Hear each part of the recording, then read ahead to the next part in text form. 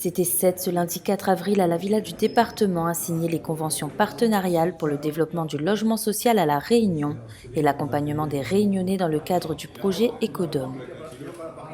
Cette convention, elle est d'abord le symbole de l'unité des forces autour du logement, avec le département, l'Union sociale Habitat Outre-mer,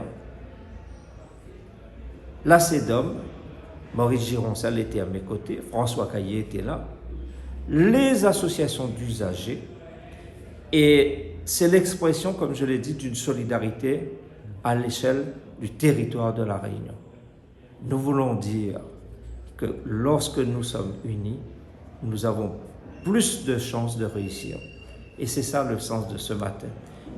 Les différents acteurs ont évoqué la nécessité d'élaborer un projet réunionnais. Ce projet Réunion à La Réunion, ça, effectivement, il faut le faire avec ce qu'on appelle la conférence territoriale élargie. Qu'on mette autour de la table tous ceux et celles qui veulent travailler pour notre pays, pour le développement de notre pays.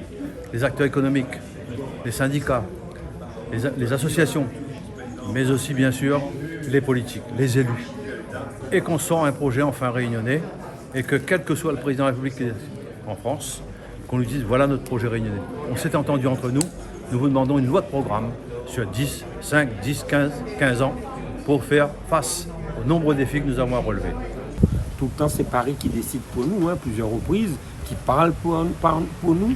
Et or, cette organisation permet aux Outre-mer de venir porter directement à eux et eux à nous. Et c'est eux qui vont être, avec nos élus, etc., portés au niveau national et au niveau des ministères, c'est-à-dire des différents métiers logements et aux différentes assemblées, c'est-à-dire Sénat et l'Assemblée nationale. Ça nous apparaît une bonne avancée pour que, enfin, il n'y a pas 50 interlocuteurs, on nous consulte avant, l'Outre-mer, et puis après, on porte. La convention Ecodome a pour objectif de faire diminuer la charge locative des locataires à travers les économies d'énergie. Je vous donne un exemple tout bête. Lorsqu'on change dans un immeuble, on change toutes les lampes, les vieilles lampes qui consomment beaucoup par des LED, vous diminuez la consommation d'électricité par 5 ou par 10. C'est juste impressionnant. Voilà un exemple, voilà le genre de choses qu'on va faire, justement permettre aux bailleurs de faire ce type de travaux, de façon à ce qu'à l'arrivée, les charges locatives des locataires baissent. C'est ça l'objectif.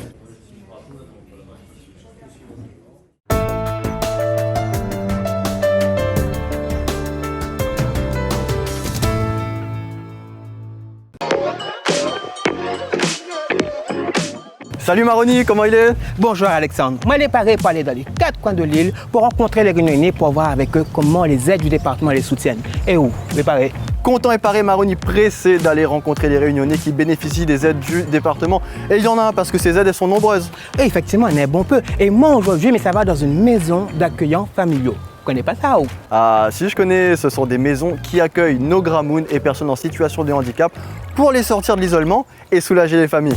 Ah, vous connaissez vraiment? Bien sûr que je connais, c'est pas parce que je m'intéresse au dispositif pour les jeunes que je connais pas. Ah oui, effectivement. Mais tiens, voilà le dossier et nous retrouvons plus tard. Ok, merci Maroni, à bientôt. Vous aussi, vous voulez savoir en quoi consistent les maisons d'accueillants familiaux? Alors allons avec moi.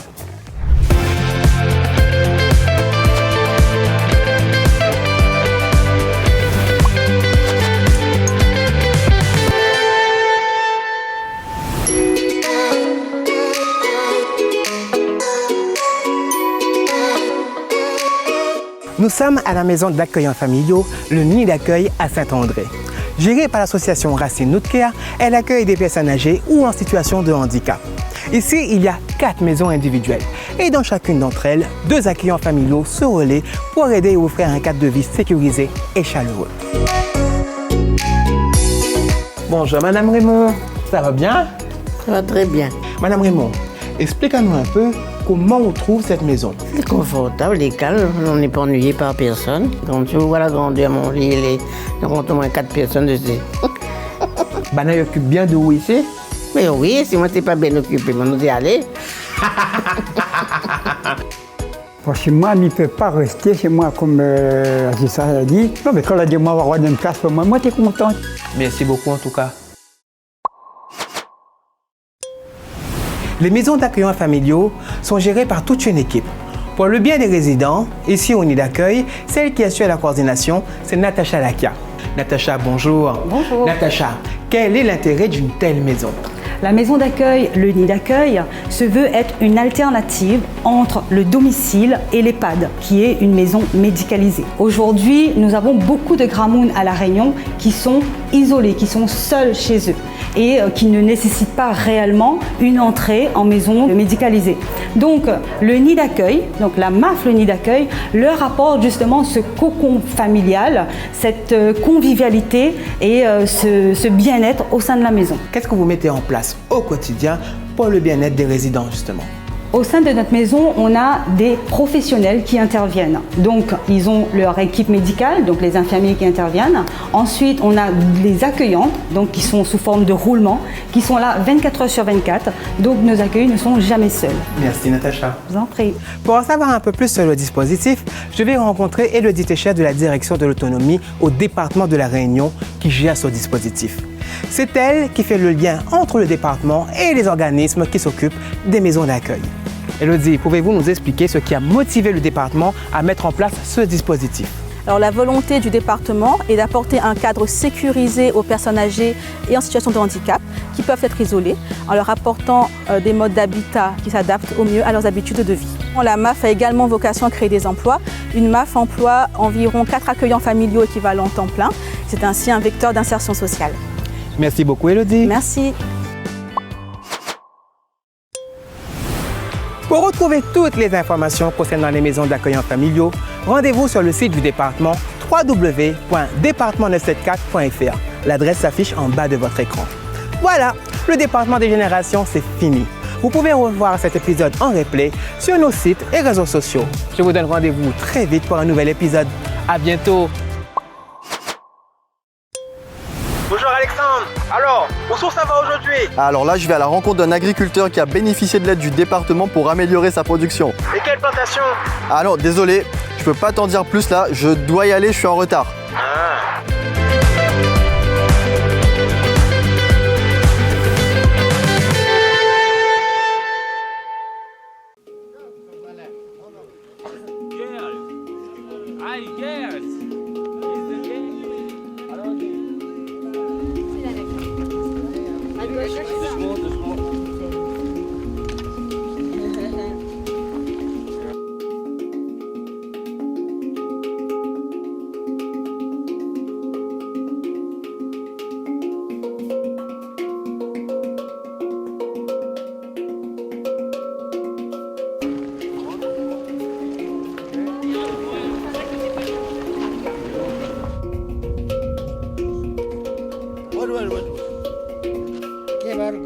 On a un checkpoint 500 mètres après le village pour contrôle des passeports. C'est contraignant et puis on est plusieurs à s'être allégés les passeports et à les avoir laissés dans les sacs avec les porteurs. On s'approche de la frontière tibétaine, je pense que c'est un petit peu une zone stratégique et puis sensible.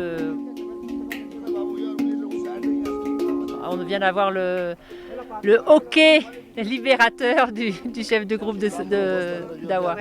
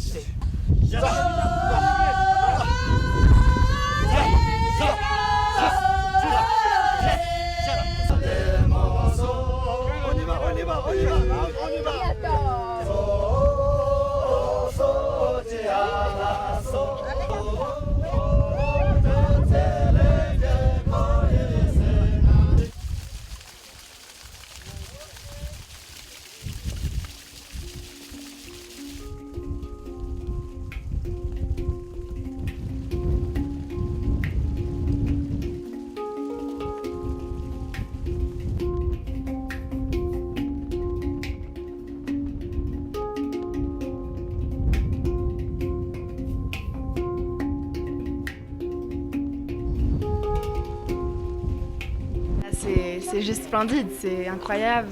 On est entouré de neige et tout. Et on a pu toucher la neige aussi aujourd'hui et ça c'était vachement cool. La neige du Népal, c'est chouette.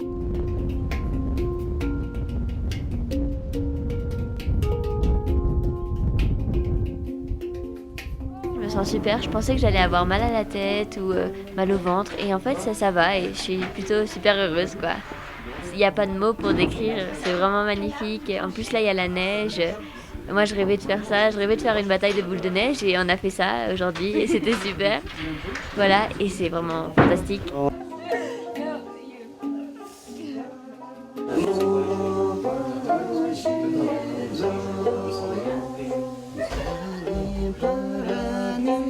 On a 4 Sherpas et chaque fois c'est qui part avec des clients. Après d'autres, on a 25 porteurs qui portent des choses de clients. Et tout le monde de mon village et ils sont très contents parce que ça fait 2 ans on n'a pas de travail à cause de Covid. Donc ils sont très contents avec porteurs. Parce que demain on va monter à 4300. Donc aujourd'hui c'est obligé de monter un petit peu plus haut pour pratiquer pour demain. Donc aujourd'hui on a monté jusqu'à 4000 et on a descendu jusqu'à 3800 où on est aujourd'hui. Doucement, bistari, chaque 20 minutes il faut boire de l'eau. Donc on peut arriver jusqu'à là. Le premier 15 journées c'est 4400. Après si tout va bien, on va jusqu'à 4700. Et le 4900 il n'est pas accessible? Ça c'est un peu difficile parce qu'il y a des neiges. Donc on n'a pas de crampons, donc ça il faut oublier.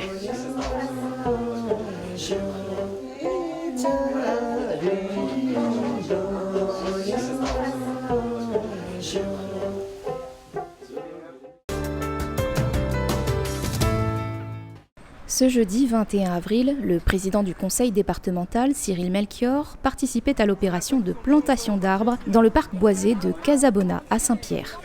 Des enfants plantent des arbres accompagnés d'adultes. Pour moi, c'est un grand événement. Et c'est pour ça que j'ai tenu à être là aujourd'hui. Bien sûr, quand on parle de Casabona, on sait qu'il y a eu beaucoup d'émotions autour des arbres ici à Casabona. Mais moi, je suis là pour faire comprendre que nous avons une belle nature. Cette nature doit être préservée. Et on le fait en associant les enfants, bien évidemment aussi les collégiens du collège Paul Hermann. Et je salue cette initiative de la municipalité. Une opération menée par la commune, soutenue par le département, en compagnie des élus, des associations de quartier, ainsi que des petits Saint-Pierrois. Parce que pour protéger l'environnement, et s'il n'y avait plus d'arbres, il n'y aurait plus d'oxygène. Donc c'est bien de planter des arbres et voilà, il faut continuer de planter des arbres, il ne faut pas que ça s'arrête. Pour la nature, vu que les arbres sont en train de pourrir, c'est important pour notre vie et aussi pour notre avenir. Plans de benjoin, de bois d'hosto et autres bois de golettes, ce sont 200 premiers pieds de bois qui ont été mis en terre et qui peupleront la future forêt urbaine de Casabona. Cette opération, ça fait partie d'un ensemble de notre projet et de notre programme pour les 6 prochaines années. Pour en planter, on va en planter, je pense, 6000 arbres sur cette parcelle. Aujourd'hui, c'est 200. On est en train de préparer en pépinière. Et puis, on a la chance aussi d'avoir aussi la SPL Eden avec le département qui nous accompagne aussi sur le projet. Donc, il y aura un peu plus de 6000 arbres qui vont être plantés sur ce parcours urbain et cette forêt urbaine. Une action citoyenne qui permet de réimplanter des espèces indigènes et endémiques dans la zone et, à terme, d'améliorer le cadre de vie des habitants du quartier.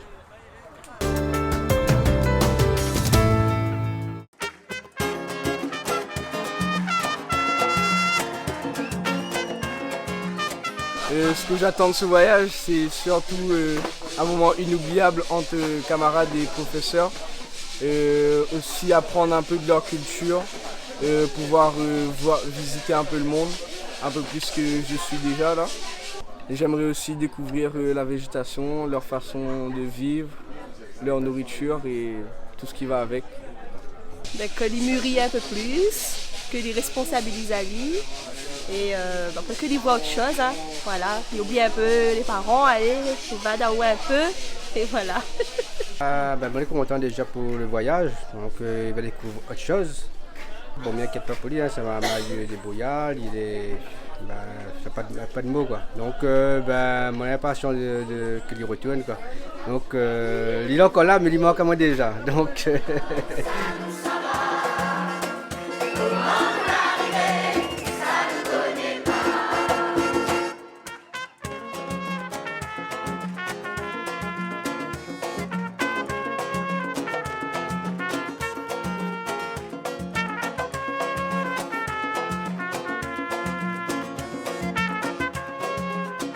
Je pensais que j'allais être fatiguée parce que j'ai pas trop dormi dans l'avion, mais finalement hyper contente d'être arrivée à Paris et hâte de prendre les 2 prochains vols pour enfin arriver à Katmandou.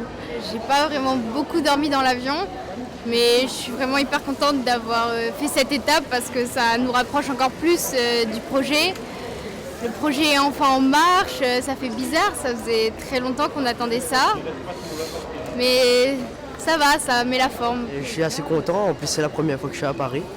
Du coup c'est le premier grand vol que j'ai fait. À chaque fois quand je prends l'avion c'était juste pour aller à Maurice. Du coup là c'est un grand voyage pour moi. C'est un pays qu'on ne pourra pas y aller tous les jours. Ça va permettre d'aider des gens, du coup c'est vraiment un truc humanitaire qui va nous changer, qui va nous transformer et qui va nous apprendre à être meilleurs. C'est une montagne, il faut grimper tout là-haut, on respire bien. Ça te fait pas peur physiquement? Non. On va faire de la marche, on va faire un trek et on va distribuer des sacs aux enfants là-bas et montrer un peu nos traditions d'ici. Je suis assez détendue, je suis pas trop stressée, mais après je suis un peu excitée aussi un petit peu, mais après je trouve que le froid c'est très agréable. Qu'est-ce que ça représente pour toi ce voyage? C'est une expérience c'est une très bonne expérience en fait. Ça va nous apporter plein de connaissances et puis on va apporter aussi des choses au Népal, donc c'est très important aussi.